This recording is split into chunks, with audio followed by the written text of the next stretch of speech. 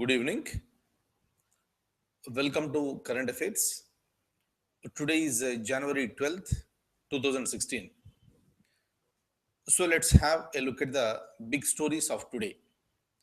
So again today in the Supreme Court, the concept of Jallikattu, what I was discussing with you in the previous classes, it has again surfaced.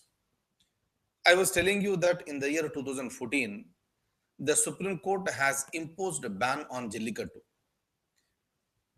And this is the year 2016 where we are going for elections in Tamil Nadu. Tamil Nadu is one of the important states in the South India. Obviously, all the political parties are very much interested to get more votes as far as this election is concerned. Maybe the regional parties like AIADMK or DMK or other political parties. Maybe national parties like Indian National Congress and BJP. So that is the reason why, with respect to Jallikattu, so now there is a war between the political parties on one side and the judiciary on the other side. All the details I have explained to you in the previous class. Let me not repeat that. But otherwise, what happened? By looking at the traditions that are present in Tamil Nadu, especially in the region of Madurai, the central government has released a notification saying that permitting the conducting this Jallikattu. So, but there should not be any damage or any harm should not happen to the so-called the bulls. And accordingly, the Jallikattu arrangements have been started, and district administration in almost all the districts they have geared up. But today, what happened? Again, a petition has been filed in the Supreme Court saying that when the Supreme Court has already banned, how come the central government will come out with the such notification? And see here, so there are so many judges in the Supreme Court. And today, this particular case has went to Justice R. Bhanumati. And this particular lady, Honorable Justice, she is from Tamil Nadu. And obviously, some sentiments will be there, some attachments will be there, traditions are also there. That is the reason why Justice Bhanumati, she recused herself from hearing this case. So otherwise, what happens? So she's in the judiciary and she has to take a decision. But unfortunately, what happened? Because she belongs to the same state, the decision, if it is against the continuation of this Jallikattu, she may have to face some opposition from some sections from Tamil Nadu. That is the reason why she recused herself, and this case has been moved to some other judge. And the judge has issued the stay order against the notification that is given by the government. So now what should be done? So now, so within just 2 to 3 days, so today is already 11th, 12th. So we have this festival, Pongal festival, and the tradition is that you need to perform the Jallikattu. Then what should be done? The Chief Minister of Tamil Nadu, Ms. Jayalalitha, she requested the central government to issue an ordinance so that they can go ahead as far as the conducting the Jallikattu is concerned. But see here, look at the beauty of the system here. All the political parties on one side. Because these are the political parties, they try to establish stronger relations with the people. And if you want to establish stronger relations with the people, one mechanism that is available for you is that try to give respect to their traditions and sentiments. So this is what exactly all the political parties are doing. That's the reason why, cutting across the party lines, all political parties are for the implementation and continuation of the Jallikattu. So now what will happen? So we have to wait and watch whether the government is really going to issue an ordinance. What is an ordinance? Ordinance is issued by the President of India. And if it is issued, that maybe again you may be permitting for the continuation for the performing this is Jallikattu. So again, the point is that is it not the violation of the is it not considered to be the interference into the judicial activities? When the court, highest court is saying no, how can you say that you want to go ahead? So kindly see here, this is not for the first time such type of war is happening between the judiciary on one side and executive and the parliament on the other side. So many times we have seen in the in the Supreme Court also. Supreme Court has asked the parliament to make legislations on certain issues. Yesterday also I was telling you with respect to the rapist, child rapist. So how they should be punished, whether the castration has to be implemented or not. Supreme Court said that the decision should be taken by the parliament. So, but in this case, what happened? The Supreme Court has imposed the ban, and whatever the efforts that were made by the government and all the political parties together, again the Supreme Court has stopped today. And another mechanism is that if you want to go with the ordinance, they may go with the ordinance. But the point is that whether the judiciary will just look at it and leave it, definitely not. Again, the apex court will be moved, and apex court will be again giving the directions. So this is how the war between one organ and the other two organs, they are always continuing. Hopefully I'm clear. Now let me open the document and show you the document with respect to some of the points that I have with me. Look at this. The central government has issued the notification for conducting this event under watchful eyes. This is for the safety of the bulls. Every bull is tested by a team of government officials and veterinary doctors for their good health. So this is the notification that is issued by the government, and under this notification, the arrangements are being started. But today, January 12th, 2016, the Supreme Court has issued the stay order on the government's notification. Is it okay? And when it comes to the political parties, all the political parties are united against the ban. Ban is imposed by judiciary. Political parties are for lifting the ban. Look at this. The Chief Minister of Tamil Nadu demanded that an ordinance must be issued by the President of India to allow the event. Important point. See here, when it comes to the ordinance, so many times it is there in as a question in the examination. Simple question may be there. Who issues the ordinance? Answer is the President of India. And that ordinance is considered to be a temporary law. And that temporary law must be passed by the parliament. Then it will become a permanent law. Meaning, in order to set certain things, the Constitution has given the right of issuing the ordinance to the President of India, and the President of India can issue the ordinance only when the Parliament is not in the session. Meaning, it's a temporary adjustment that is made by the Constitution. Otherwise, we know that our Parliament is summoned very frequently, but the gap should not be more than 6 months. Gap between any two sessions of the Parliament should not be more than 6 months.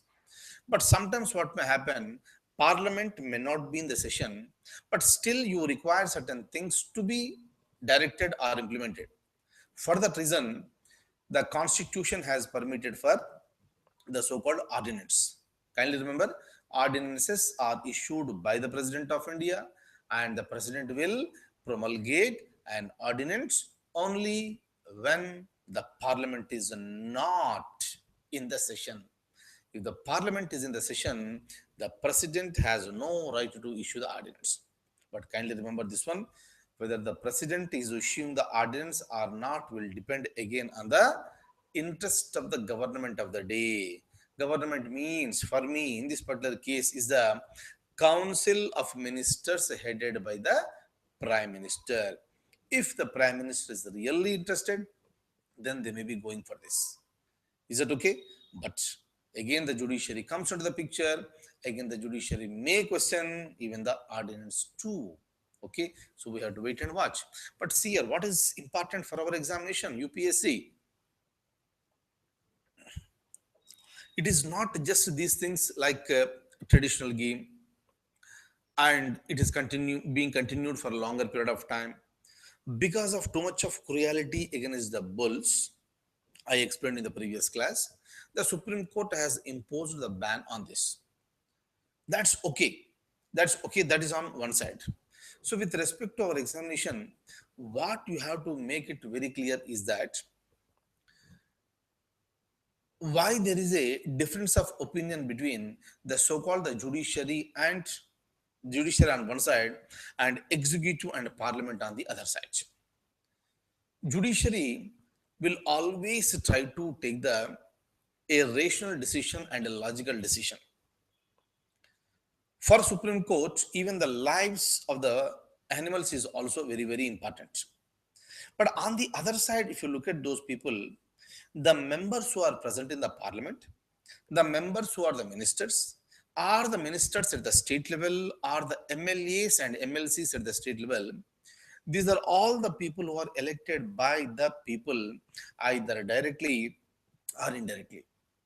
So hence what they expect is that, so they wanted to uphold uphold the traditions and sentiments of the people. Otherwise, in the next elections, if anybody opposes the traditions and sentiments of the people in the next election, the people may be voting against that political party. So there is a fear. That's the reason why today all the political parties are united on this particular issue.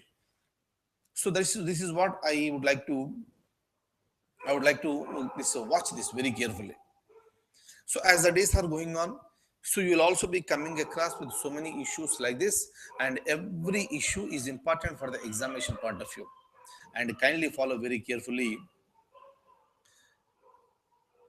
And there may be a situation where you will be writing these examples in the examinations. Am I clear? Again, I have some more information with me.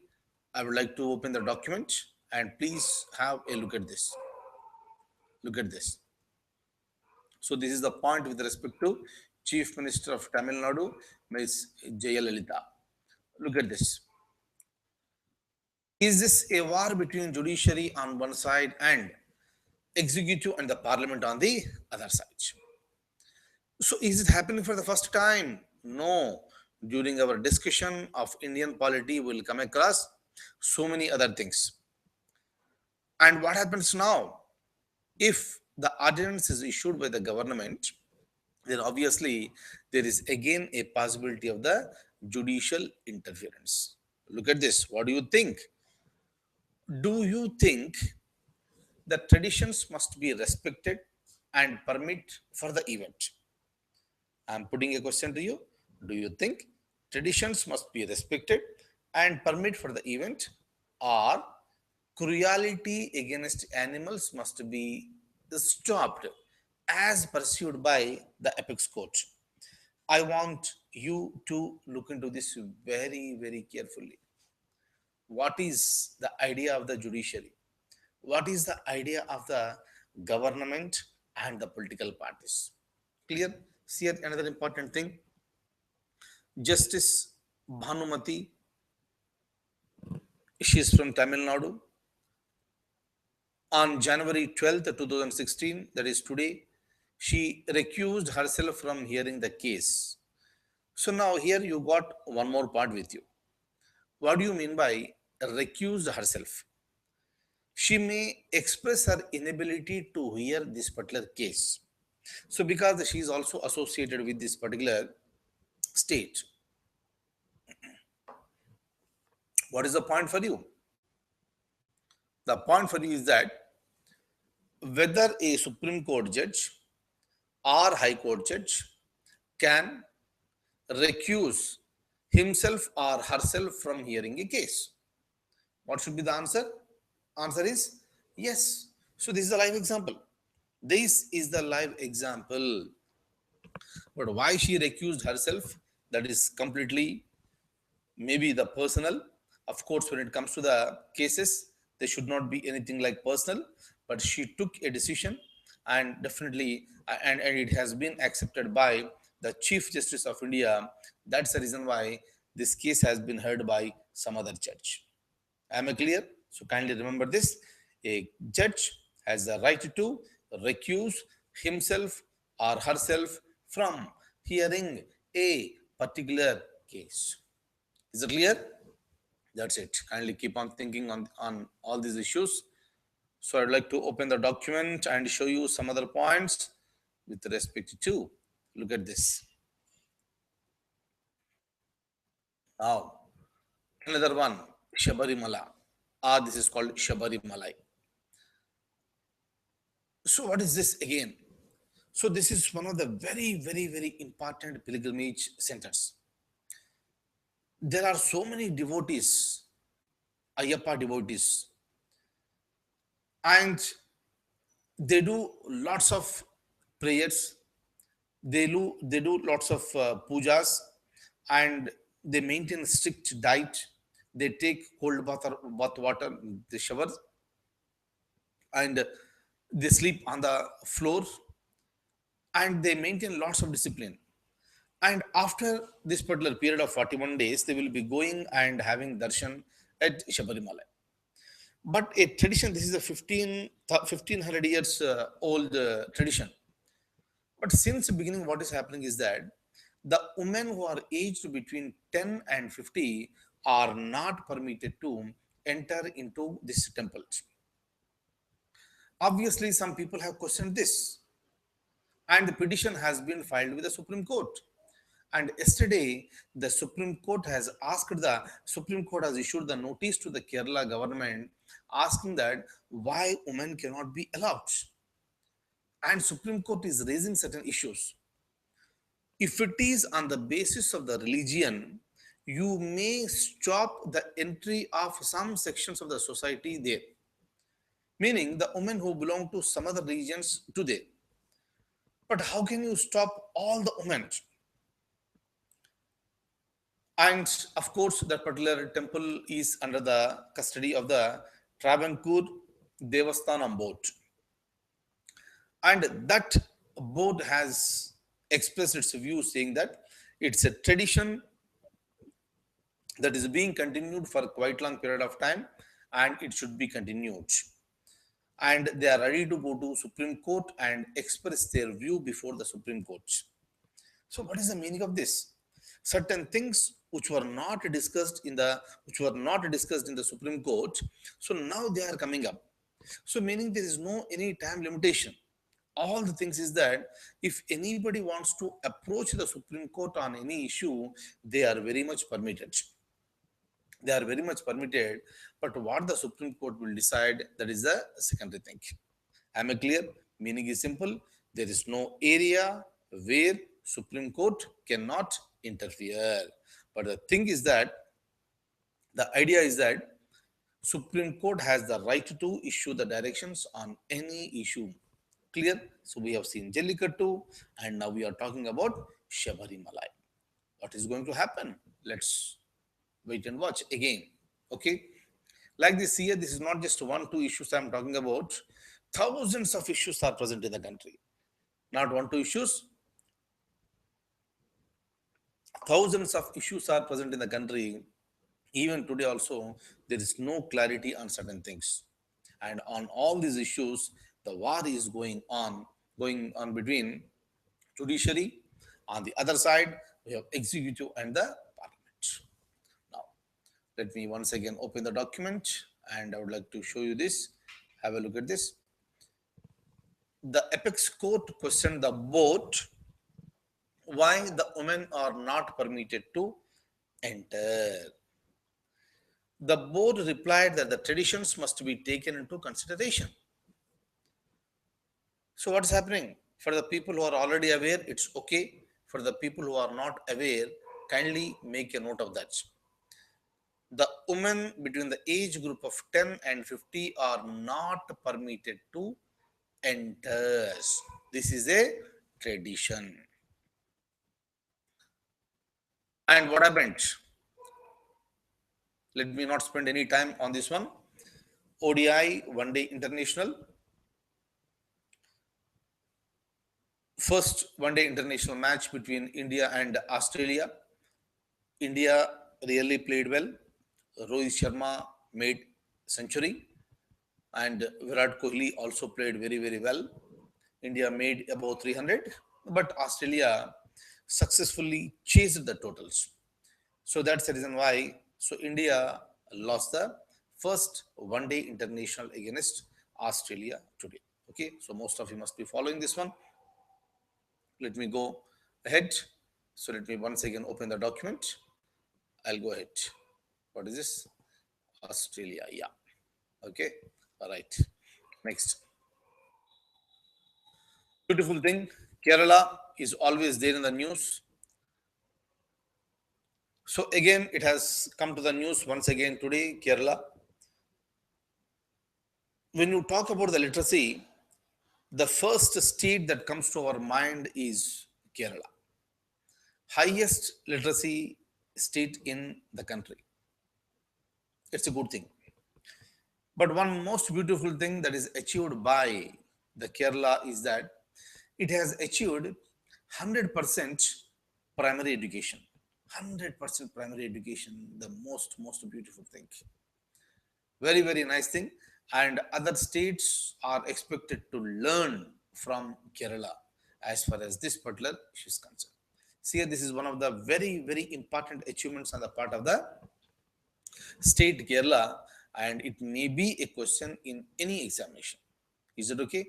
And with respect to the civil services, what are the programs that are being implemented in Kerala and how it is successful in achieving the 100% primary education, that we'll have a discussion separately. Now, let me once again open the document. Please have a look at this.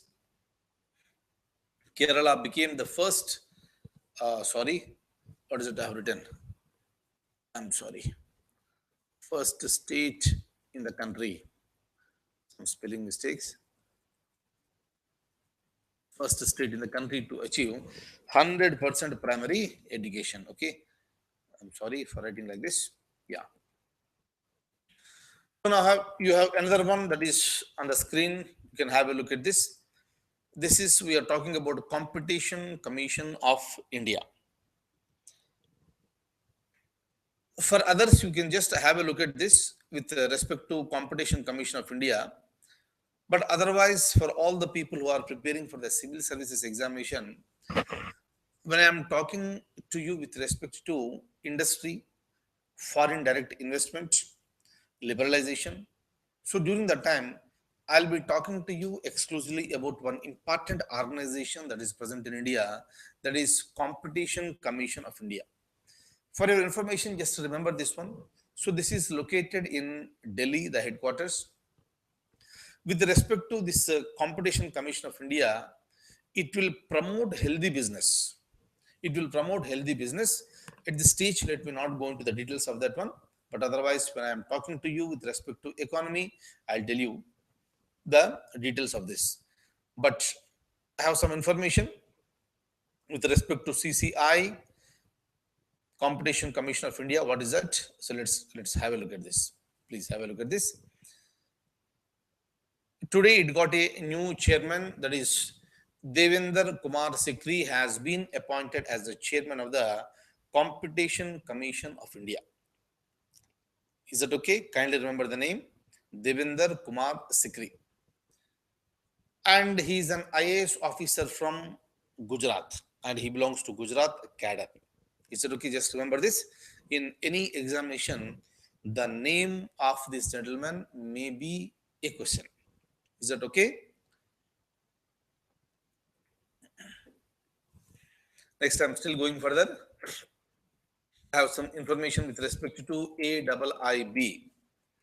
It stands for Asian Infrastructure Investment Bank. What exactly is this? So let me talk to you regarding this. Now, so with respect to Asian Infrastructure Investment Bank, Last year, in the year 2015, it has been established. It has been established. It is called AIIB, and the headquarters is located in China, that is in Beijing. It is located, and China is the largest shareholder in this particular bank. So more than 30% share is by China. Obviously, what happens as the first choice, the president will also belong to the same country. And the former finance minister of China, he became the first president of this particular bank. But what is this bank? This bank is considered to be the regional bank. Regional in the sense, this will be acting in the Asian region. And this bank will give this is called multilateral development bank. What do you mean by this? So this bank will be giving the loans to various countries, and that money has to be invested in the developmental activities. But when it comes to India, kindly remember, India is the second largest shareholder as far as this bank is concerned. Is it okay? First largest shareholder is China, followed by India, and Russia is the third largest shareholder. Is it okay? Why I'm talking to you regarding this? Because it may be a question in any examination.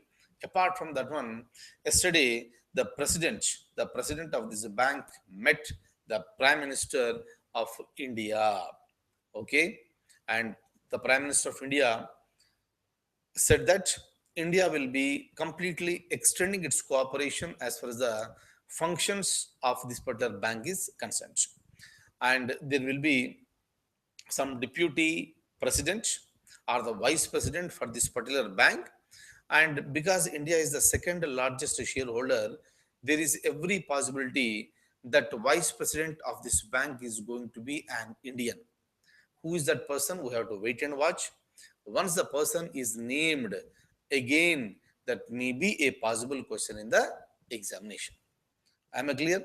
So now again, please have a look at this. I'll open the document. Please have a look at this. Asian Infrastructure Investment Bank, AIIB. Kindly remember, Asian Infrastructure Investment Bank. This is a multilateral development bank. Headquarters is located in Beijing. What is the strength? Strength is 57. What do you mean by this? 57 countries are the members in AIIB. Kindly remember. What about India? Is India a member? Answer is yes. India is a member. And who is the president? The first president is Jin Link, and he is the former finance minister of China. And when it comes to the shareholder, largest shareholder is China with 30.34%, followed by India 8.52%, and followed by Russia 6.66%. Am I clear? And this is going to become one of the important banks in this particular region. And this AIIB is going to become a big challenge, to the World Bank and also to the Asian Development Bank. So the performance of this bank will come to know after it starts functioning. Is it okay? And kindly follow all these points. And let me stop at this stage. We'll be meeting tomorrow for some more current affairs. Till then, I wish you all the very, very best. And I thank you one and all for being with me this evening. Good night.